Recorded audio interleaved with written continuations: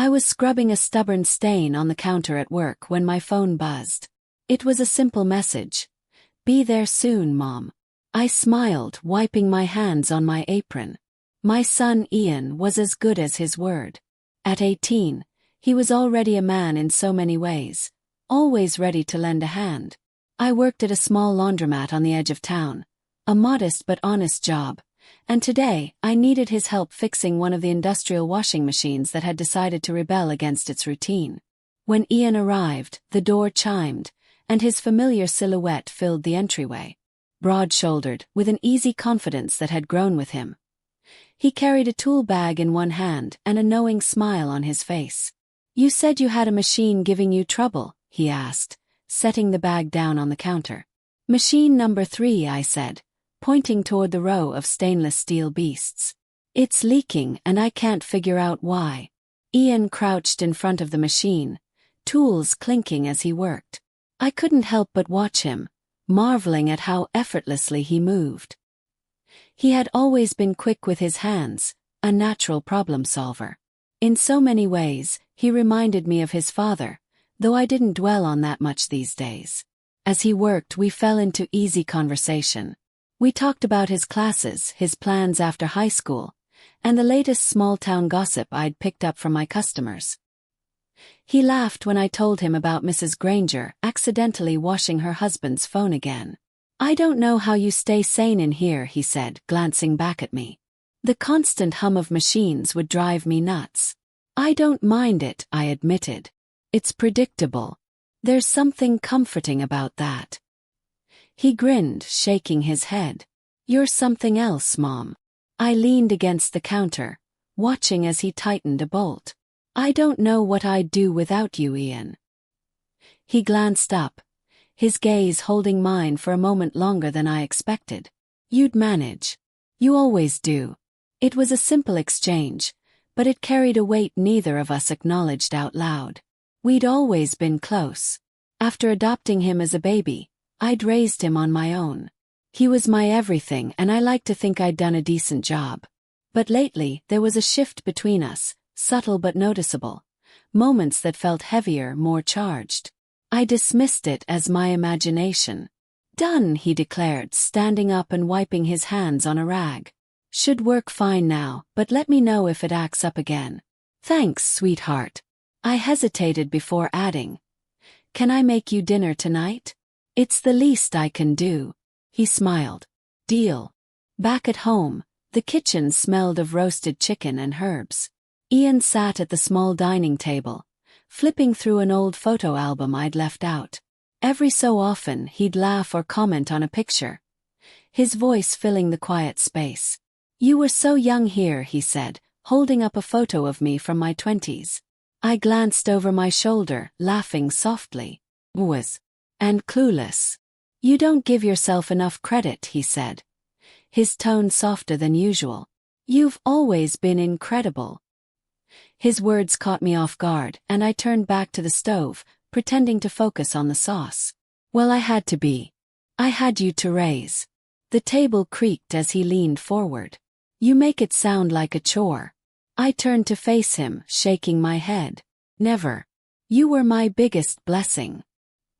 He didn't respond immediately, just watched me with an expression I couldn't quite read. Finally he said, "I'm glad you think so." Dinner passed comfortably, filled with laughter and stories. By the time the dishes were cleared, the earlier tension had dissolved, replaced by the familiar rhythm of our bond.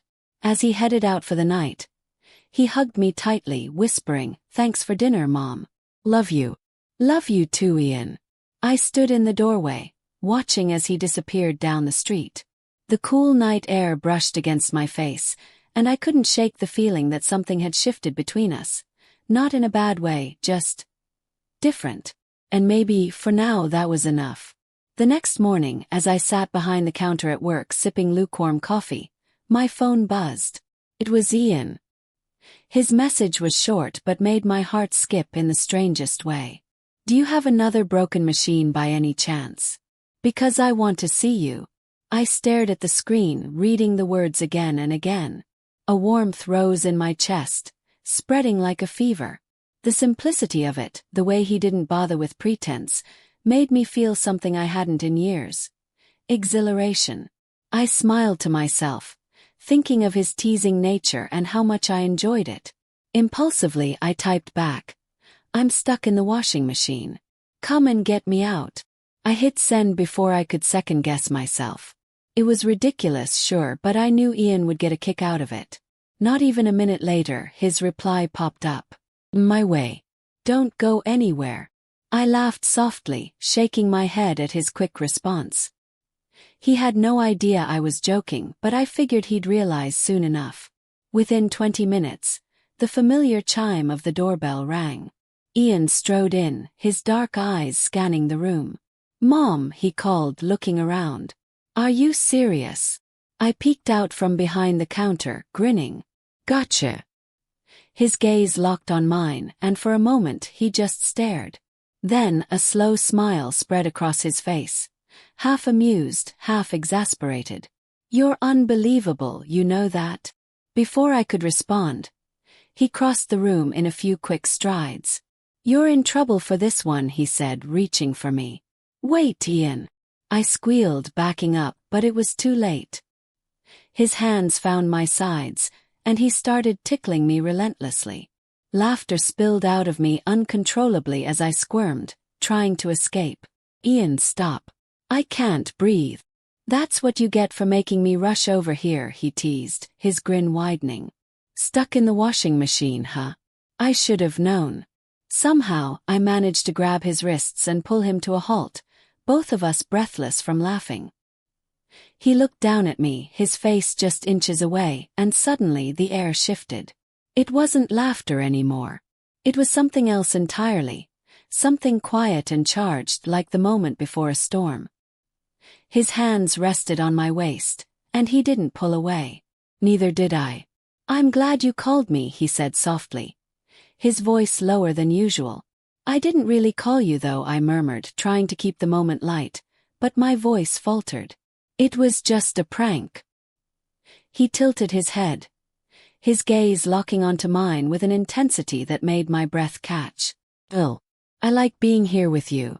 Before I could say anything, Ian leaned down and kissed me. His lips were warm and tentative, as if he wasn't sure I'd let him, but I didn't move.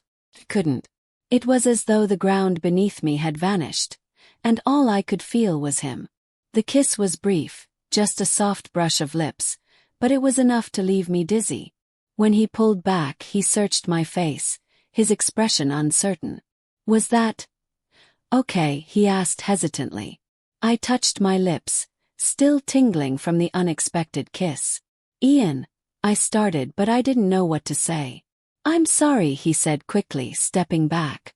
"I don't know what I was thinking. No," I interrupted, shaking my head. "Don't apologize." His eyes widened slightly, and for a moment we just stood there in the quiet of the laundromat, the hum of the machines the only sound between us. "I don't know what's happening," I admitted, my voice barely above a whisper. "But it doesn't feel wrong." A smile flickered at the corners of his mouth, hesitant but genuine. "It doesn't," he agreed. The air between us felt electric, like we'd crossed some invisible line neither of us had seen coming. I didn't know where we would go from here, or how this new dynamic between us would unfold, but one thing was clear: there was no going back. That evening, as the laundromat's last customer left and I flipped the open sign to closed, my phone buzzed. It was Ian again. "Want to walk around the city? Maybe grab dinner?" My treat. I smiled, biting my lip as a mix of nerves and excitement bubbled up. His offer felt more like an invitation than a casual suggestion. "Sure," I typed back. "But it better be somewhere good." His reply came almost instantly. "I know a place. I'll pick you up after work." True to his word, Ian arrived right on time. I stepped out of the laundromat, the cool evening air brushing against my skin. He leaned casually against his car, his jacket slung over one shoulder and his easy grin lighting up the dim sidewalk. "You look great, Mom," he said, his eyes sweeping over me. His voice was warm, not just with affection, but something deeper, something I wasn't quite ready to name. "You're just saying that because you want me to pay for dessert," I teased, trying to deflect the heat in his gaze. "Nope," he said confidently, pushing off the car and opening the door for me. "I've got dinner and dessert covered. You just sit back and enjoy." The drive was filled with music and laughter, and soon we were weaving through the quieter parts of the city. The streets glimmered under the glow of streetlights, the night alive with a gentle hum. He pulled up outside a small, tucked-away bistro that I'd never noticed before. Its exterior was charming, the windows glowing warmly, and the faint aroma of spices wafted through the air as we stepped inside. "Ian," I said, looking around at the cozy, candlelit space. "How did you find this place?" "I've got my ways," he replied with a wink, holding out a chair for me. "But I wanted to take you somewhere special." As we settled in, Ian ordered with a confidence that surprised me. "2 of the chef's specials, please," he said to the waiter, then turned to me. "Trust me, you'll love it." I couldn't help but smile. He seemed so sure of himself, so grown. "When did you become such a gentleman?" I asked. He shrugged, leaning back in his chair with that easy charm. "I've had a great role model," he said, his eyes locking with mine. His words sent a quiet thrill through me, and I had to glance away, busying myself with a napkin in my lap. "You're sweet," I said softly. "Just honest," he replied. As the evening unfolded, Ian was different from the boy I'd known for so many years. He was confident, attentive, and his compliments felt deliberate, not just casual remarks. "I don't know if I've ever told you this," he said between bites of the most delicious pasta I'd ever tasted, "but you're the strongest person I know." I blinked at him, caught off guard. "Me? Strong?" "Of course," he said, setting down his fork. "You've always been there for me, no matter what. You raised me on your own, worked so hard, never complained. You're incredible, Mom." His words settled over me like a warm blanket, and I felt my cheeks flush. "Thank you, Ian. That means a lot." He smiled, and for a moment the world outside seemed to fade away. It was just the 2 of us, sharing a quiet connection in the cozy bistro. After dinner, we stepped out into the crisp night air. The city sparkled around us, the streets quieter now but still alive with a certain charm. Ian offered his arm, and with a laugh, I looped mine through his. "I feel like I'm being escorted by a prince," I joked. "Well, it's only fitting," he replied, his tone playful but sincere. "You're a queen." We wandered through the streets, stopping to admire twinkling shop windows and the occasional street musician. At one point, we passed a small park where the fountain sparkled under the moonlight. Ian tugged me toward it, insisting we make a wish. I laughed but played along, closing my eyes and tossing a coin into the water. "What did you wish for?" I asked as we walked away. He hesitated, glancing at me with a soft smile. "I'll tell you if it comes true." The rest of the night passed in a blissful blur. Ian's confidence, his humor, and the way he looked at me. It all felt like a dream I didn't want to wake from. By the time we returned to the laundromat to pick up my car, I didn't want the night to end. "I had a great time," I said, turning to him before getting out. "Thank you, Ian." He reached out, his hand brushing mine. "So did I." There was a moment, heavy and quiet, where neither of us spoke. He leaned in slightly, his gaze lingering on mine. My breath hitched, and for a fleeting second, I thought he might kiss me again. But instead, he pulled back with a soft chuckle. "Good night, Mom." "Good night," I replied, my voice barely above a whisper. As I drove home, the night replayed in my mind, every word and glance echoing in my thoughts. I didn't know where this new closeness between us would lead, but I couldn't deny how alive it made me feel. ####, a new kind of happiness. The next morning, I woke up feeling a mixture of excitement and nervousness that I hadn't felt in years. Ian had texted early, asking if we could meet later. "I want to spend more time with you," he wrote simply, but those words stayed with me. I found myself spending more time than usual getting ready, fussing over little details like which earrings to wear or whether my sweater was too casual. It was ridiculous, I told myself. This was Ian, my son. But last night's walk through the city had shifted something between us. I couldn't deny the way he looked at me or how it made me feel, even if I didn't fully understand it yet. By the time I arrived at the coffee shop he suggested, my heart was fluttering like I was meeting someone on a date. Ian was already there, waiting outside, his hands tucked casually in his pockets. He looked effortlessly confident in his fitted jacket and dark jeans, his presence commanding in a way that made me pause. When he saw me, his face lit up. "Hey," he said, stepping forward. Without hesitation, he leaned down and kissed me. Not on the cheek, not a quick peck, but a soft, deliberate kiss on my lips. My breath caught as the world seemed to tilt slightly. It wasn't hurried or clumsy. It was the kind of kiss that said everything words couldn't. When he pulled back, his dark eyes searched mine. "I've been thinking about that all night," he admitted, his voice low and steady. I was too stunned to respond right away, my thoughts tumbling over themselves. "Ian," I started, but he shook his head. "Before you say anything, let me talk," he said, taking my hand and leading me to a quiet bench nearby. We sat down, and for a moment he just looked at me, his expression a mix of seriousness and vulnerability. "I know this probably feels unusual," he began, choosing his words carefully. "But I can't help the way I feel about you. You're not just my mom. You're this incredible woman who's been my rock, my inspiration. And lately, I've realized that what I feel for you goes beyond that."